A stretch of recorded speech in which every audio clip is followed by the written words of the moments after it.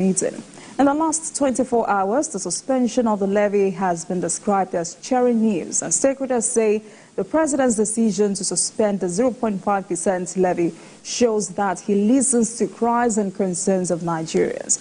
Tonight, let's speak with Honorable Shamsuddin Bello Dambazal, former member, House of Representatives, Takai Sumalai Federal Constituency of Kano State. Honorable, good evening to you. Thank you so much for joining us on Politics Tonight. It's a pleasure. Thank you. Thank you, Olajumoke. Right. So the president has now said a review will be necessary because it's listening to the yearnings of the people. What was your understanding of that act? And now that the president has ordered that it should be suspended, how do you feel about this? Okay. Thank you very much for that question. My understanding of that act is that it was, well, not the entire act, but we're speaking about the specific section, which is section 44, which is the section that gives the Office of the NSA the authority to implement the cybersecurity levy, which will be overseen by the Office of the National Security Advisor. And the reason for that was to create a source of funding to fight crime within the cyberspace of Nigeria, saying that we know how the cyberspace has been porous, not only in Nigeria, but the world over. And the thought behind it was to get enough funds to procure enough equipment and technology and people with the technical know-how, and also to train people to gain capacity in fighting crime in the cyberspace. So the intention was very clear and it's a good one. But however, because of the economic crunch and the burdens that are on Nigerians at the current moment, so the timing was a bit off. But based on the reactions we've gotten in the last 24 hours, I mean, I do not envy the president at this moment, because there are some Nigerians who termed that levy as provocative, and there are those who have said this suspension indicates that the CBN is not an independent body in the discharge of its functions. And there are those who also say this suspension is to allow for wider consultations to make a final decision. So for proper insight, what exactly do you think this suspension means? The suspension is very good because, Olajumoke, if you look at a few things, we are a law-abiding country. First and foremost, there are modalities that were not looked at properly before the implementation. One place I could take you is to the Constitution. If we go to section 162 of the Constitution of the Federal Republic of Nigeria, which clearly states that all revenues have to go through the Treasury single account before they can be appropriated by the National Assembly. So that step being skipped out and the funds being debited directly from the accounts of the consumers of the services of the banks is also a breach of the Constitution. Secondly, there's no clear parameter, or rather there are no clear parameters that show you exactly who is involved, even though there are about 32 transactions that are exempt, which were put out in a list, which include maybe intra-bank transfers or transfers from, if I have an account in Access and I want to transfer to UBA, I wouldn't be charged, and so on and so forth. However, there were other gray areas that have not been covered where you don't know who is getting charged what. Is it on my end? Is it on the receiver's end? So because of these modalities and the framework that has not been clearly defined, Nigerians, and there are other questions when you look at, even with the banks, how do you identify the transactions that should be taxed with the levy? We don't have any algorithms that will detect the transactions that should be taxed. Is it the individual that will raise themselves and say, look, I'm supposed to be taxed this amount because this is the type of transaction I am doing? So I think an in-depth framework needs to be developed with algorithms that will work within the apps or even with the National Interbanking Settlement System to identify the transactions that should be levied. And also, if you look at the percentage, there's a lot of confusion going on from when the initial act that was repealed, the 2015 act that was repealed, initially had stated 0.5%, but then in decimals it says 0.005 without any percentage, which is an indication of decimal. So, and when you take it to that, then we're looking at less than 0.5%, but then it defines it as 0.5%. Then the act was amended in 2024 to still state 0.5%, which is 0.5%. Now that figure itself is quite high if you look at the volume of transactions. We are trying to create an environment that will encourage businesses. We have a lot of small, medium businesses that are shutting down. We have a lot of multinationals that are leaving the country. And if we scale it up and we look at people that are doing transactions maybe on a daily for 100 million, 200 million, even up to billions, then it adds up over the course of time. So it is also something to, I think this gives a chance for the National Assembly and even the Office of the National Security Advisor to review the levy percentage, and so that it can be a fair levy on Nigerians. Yes. That 0.5 is high. Now, if you're in the position to determine what figure is appropriate, what would you be recommending?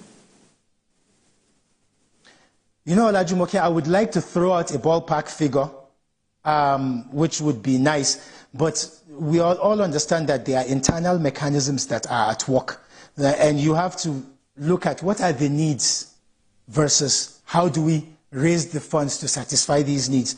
But ideally, and now I'm just going off of what I've seen maybe here and there on social media where people are making their own freelance analysis. Some people are saying like this would generate somewhere between, some people are saying 1 trillion, somewhere between 1 to 3 trillion naira in a year. So, and that is at 0.5%.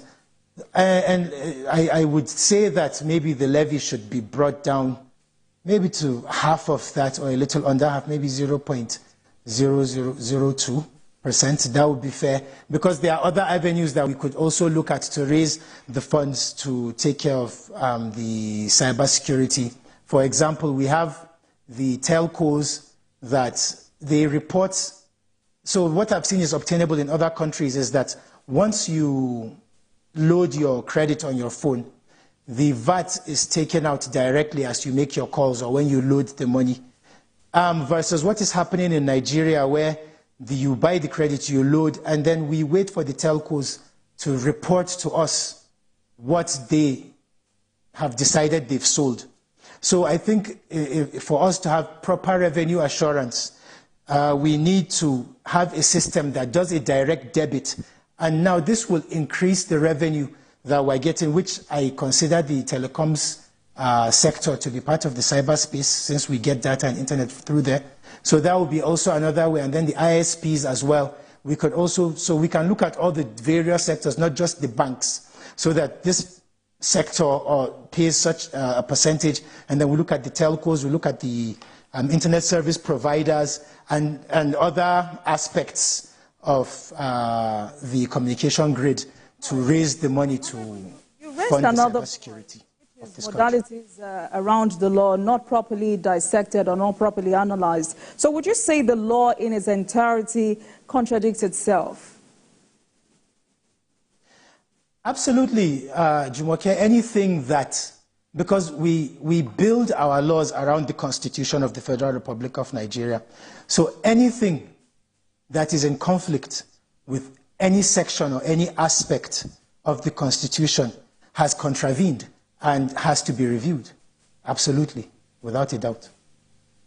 Right, so I asked that question because, I mean, for some IT experts, one of the objectives of the Act is to ensure the protection of critical national information infrastructure, but it fails to identify them. I mean, you've talked about the 0.5 levy, which you think should be reduced.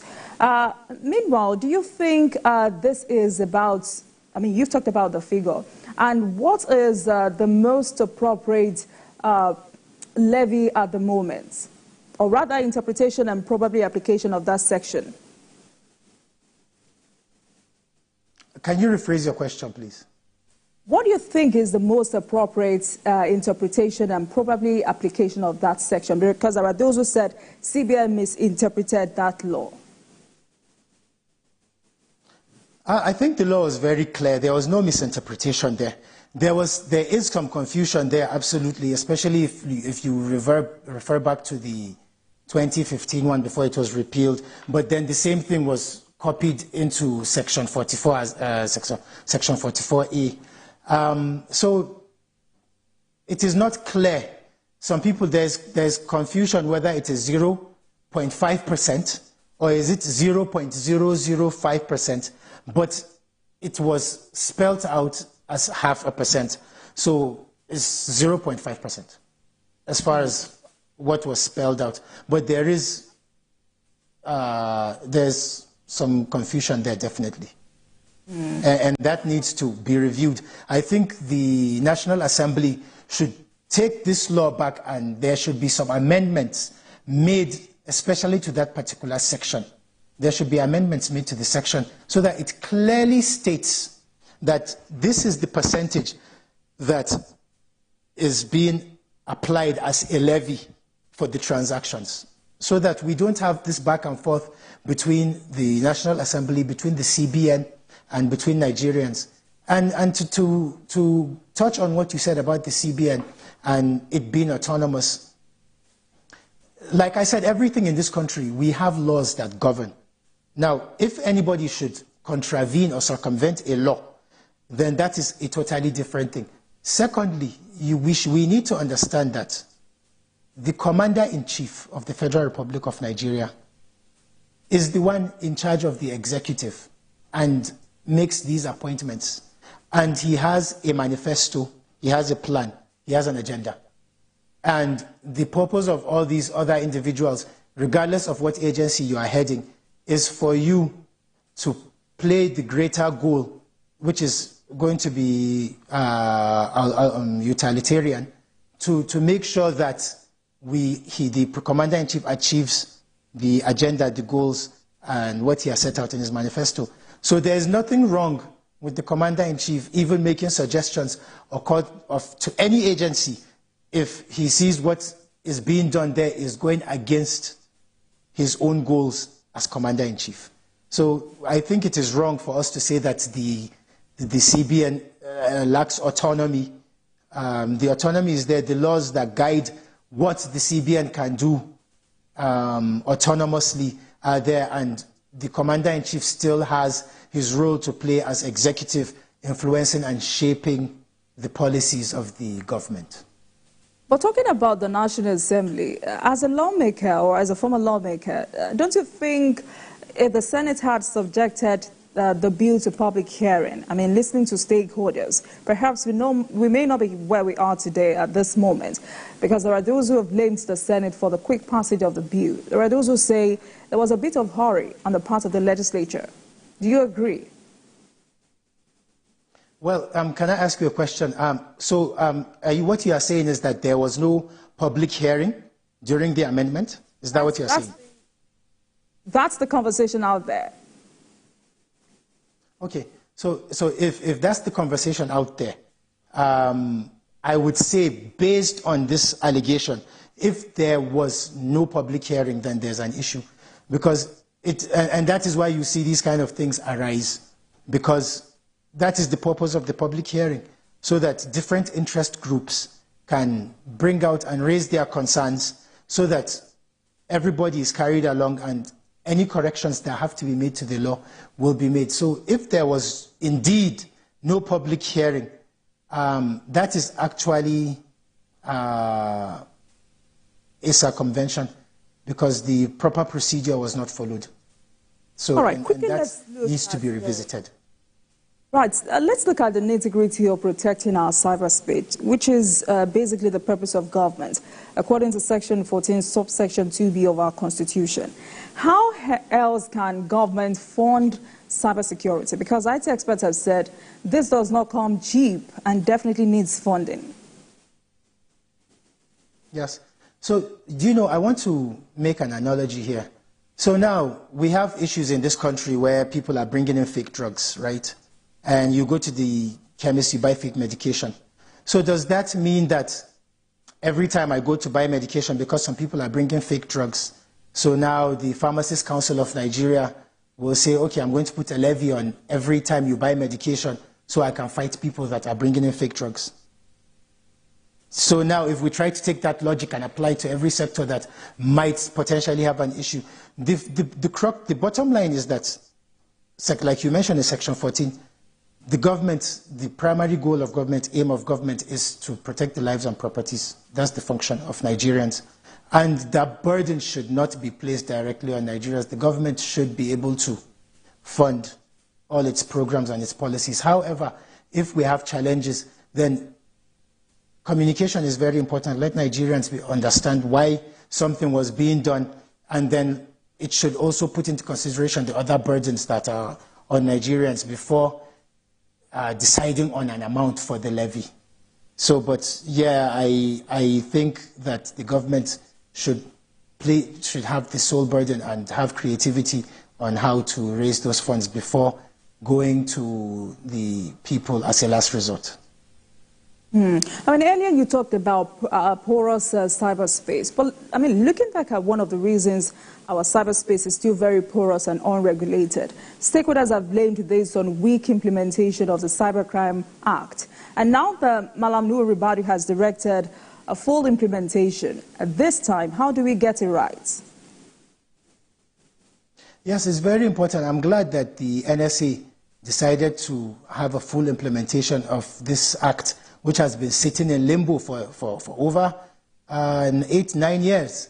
And with this will give if we go back to the Budapest Convention of 2022, which Nigeria is a part of that convention, there's a framework that has been set out for the type of technical capacity, abilities, technical know-how, and trainings for people within that sector to help us control and curb crime in our cyberspace. So I think this is a very welcome idea. I'm glad that the NSA, Malam Nuhu Ribadu, decided to implement this act fully. Right, and this is going to help us. Now the issue is about the funding. No, go ahead. You wanted to say something.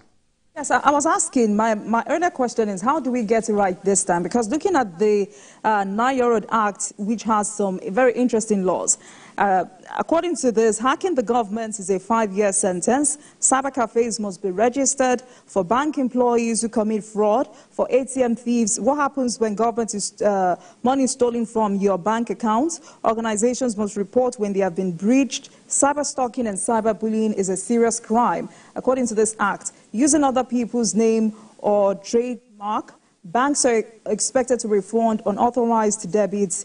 All of these are embedded in this act as amended. So how do we get it right this time when it comes to implementation?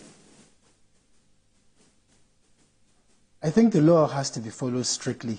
You see, and I say this with all humility, that if we go back historically, we come up with these brilliant ideas in this country.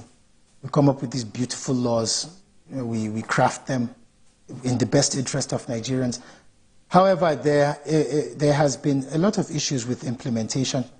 We need the onus is on the NSA. This is under his purview.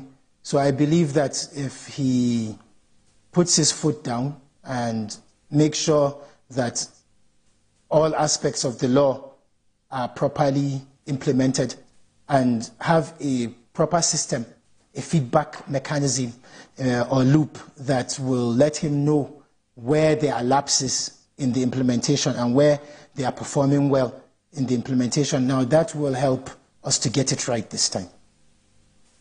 Right, but Honorable, talking about funding, how do you think we can, as a nation, fund cybersecurity? Should there be a special budget for this, or should this be part of the defense and security budget? I think it should be part of the defense and security budget because there's already a provision for that. Now, I don't know the crafters of this law. I wasn't in the National Assembly at the time.